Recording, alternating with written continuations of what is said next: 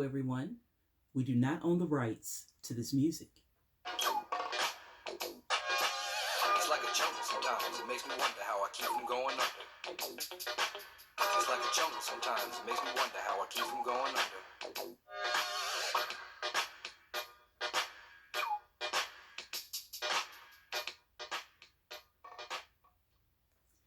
I'm Cheryl. And I'm Loris Wallace. And we are going to be reading selected poems for our National Poetry Month, which is April. The whole entire month of April is National Poetry Month. And we're going to be reading selected poems from our book, Different Sides of the Same Coin, for you guys today. And I am going to start reading. And this poem is found in my portion of the book on page 1.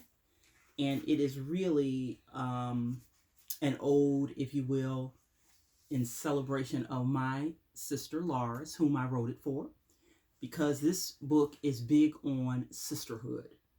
Sisterhood physically and just sisterhood of women in your life that you love. Mm-hmm.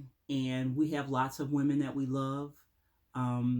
We've adopted moms because we lost our mom a few years back. And so this is for every woman, aunt, mother, daughter, grandmother, just every woman that you love and respect. And this is what this poem is for. This is my celebration and my ode of love to my sister. My book is full of a lot of different declarations. And declarations are simply love poems. So this is my love poem to my sister Lars, whom I wrote this book with. It goes like this on page 1. Round-faced girl. I hear you talking, round-faced girl, speaking loud and clear. Eyes like mine, speech like mine. I can't believe it, teeth like mine. Funk like mine, cool like mine. Even got a jazzy bluesy soul like mine. Lyrically correct with perfect rhyme. I hear you talking, round-faced girl, speaking loud and clear. Tone like mine, sound like mine. Even got a sassy mellow flow like mine. Style like mine. Lyrically correct with perfect rhyme. I hear you talking, round-faced girl, speaking loud and clear. Eyes like mine, speech like mine. I can't believe it, teeth like mine. Lyrically correct with perfect rhyme. You know I love that poem. That's my poem. Okay, now I did a poem. It's for my sister for her wedding. And it's a poem for her and her husband, who is now her husband. But I wrote this. It's called Our Journey Begins. Hey there, brother man, black man, Hebrew man, my man. Can I just rap to you for a minute? I mean, thin line so fine. Can I have a piece of your time? It's all about the real. I mean, tell me what you know. I'll tell you what I know. And together, you and me, we can just flow. You know what I'm saying? In the light of your eyes, I see the Father. I'm talking Abraham, Isaac, and Jacob. Hey, man, can I be your Rachel? Can we do this thing? Take it back to the beginning? In the essence of your smile, I see the creation. Feeling your stimulation. You digging my vibration? Check this out, black man. You and I, joining as one, praying as one, moving as one. Two separate entities, but one mind, holding and loving one another, uplifting each other until the Ancient of Days come and make us all one. You dig my flow? You see where I'm coming from? I'm talking to you, long and lean, locked up tight, looking so right. Let's dance to the beat of this rhythm called life. I take your hand, you take mine, and together we move into the end of time. We start our journey in the 6th month on the 25th day in this year 2000. You take me, me taking you, and together we vow these vows. Sharing and loving before God, family, and friends in oneness today. Our journey begins. I loved it all those years ago. I heard it again. I haven't listened to that in so long. I read it a lot, but hearing it read, it makes me fall in love as if I'm hearing it for the first time. And it makes me happy because I think of so much tragedy that we have endured in our family. Mm. We lost our dad. We just buried our dad. And he Mm-hmm. was such a big presence in our lives. Mm-hmm. So it's been a lot of tears, it's been a lot of sadness. So to hear a poem from such a monumental happy day is a big deal. And Lars, I love you so much. Thank you for that poem. Thank you. Um, for all of you guys who know us, you know that writing has been, ooh, it has been a lifeline for us. It has been a way that we can stay sane in all of the stuff that's going on. And right now, we kind of need something that's going to keep you grounded and just lift you up, pull you up. Mm-hmm. This COVID-19 and coronavirus, we're all stuck in the house. We need to be pulled up and just out of the mundane situations that we're in. So, Sonia Sanchez was that for me.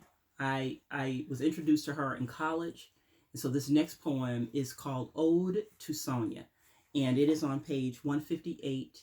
Sonia Sanchez is the reason that I write, and I hope you guys like this. Sonia, you are the baddest, the absolute dopest chick since before and after the rebirth of Harlem. I'm talking as fat as any dame can be, rolling up on the set, bold as any dude, flaunting your ethnicity with much attitude. Now, Nikki is fly, and Gwen is all that. But personally, girl, you way better than that. And that's just an undisputed fact. Your thoughts, your words are as cold as can be, causing emotions to stir, celebrating black ethnicity, setting free my soul. Wee. My soul is free. Free in my blackness, free in me. Child, I'm free. Free to roam, free to chill, to unapologetically be black, and that's straight up for real. Yep, Sonya got it going on. This is no lie.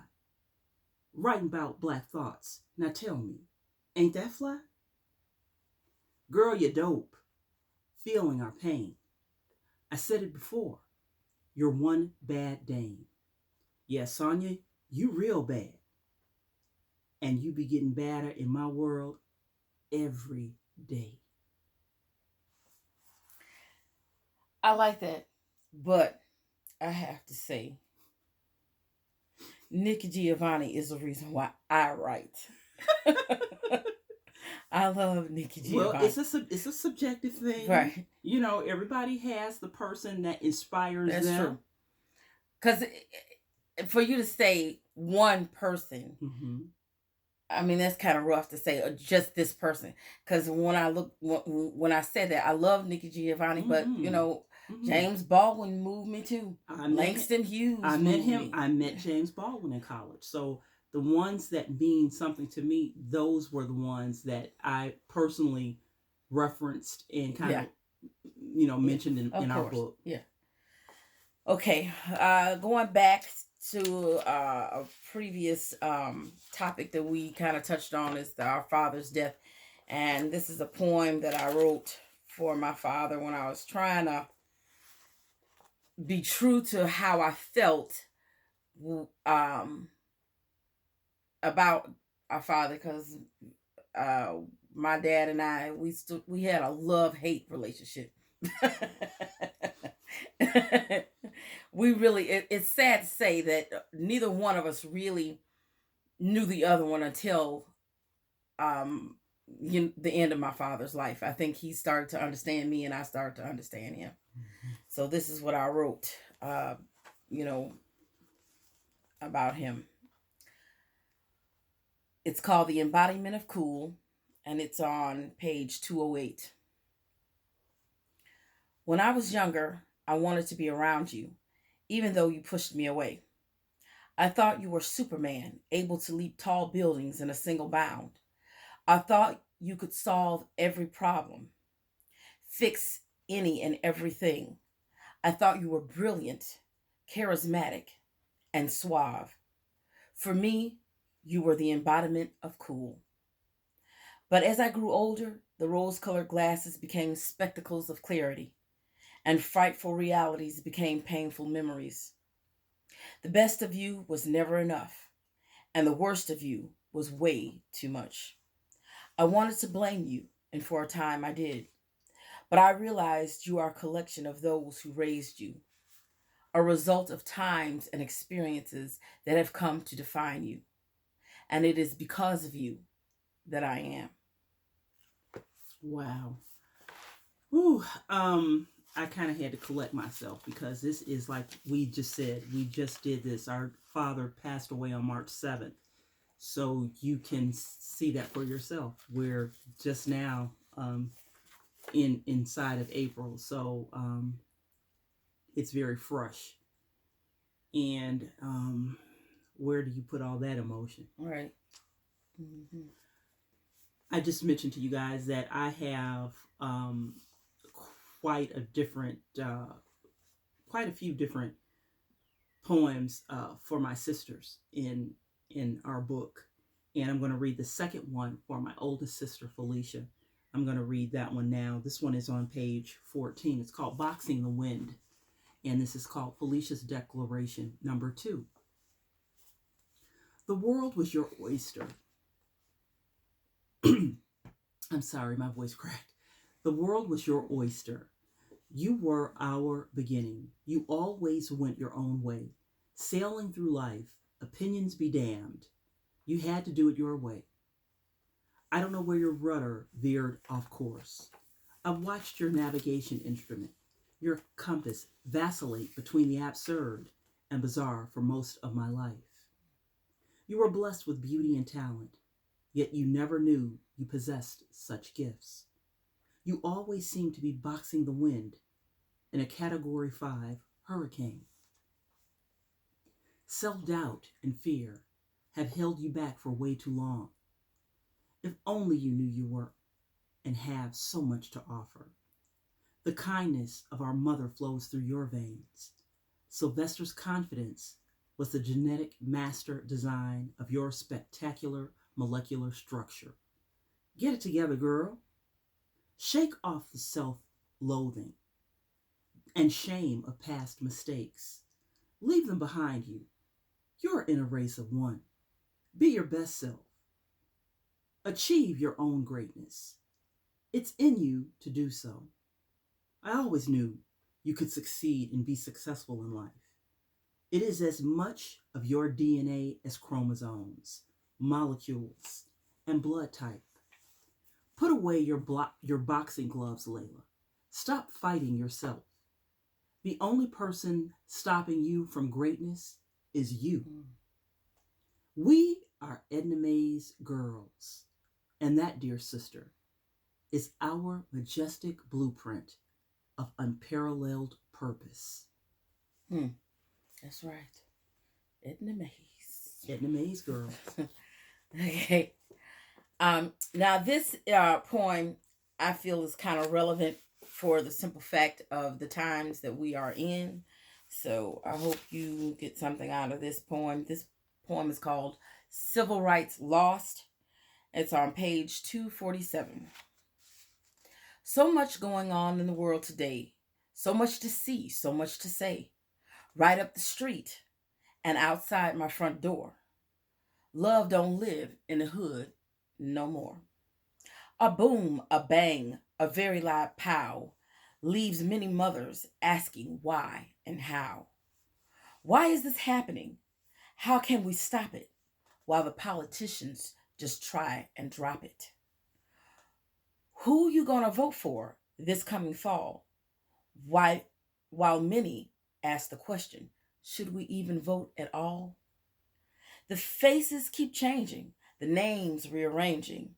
Everybody's promising and everybody's lying. While our young black brothers keep on dying. We've marched, we've sang, we thought we overcame. We've sat down, we've stood up. We're tried, we're tired of drinking from this full cup. We've pounded our fists and demanded justice. But the only people going through this is just us.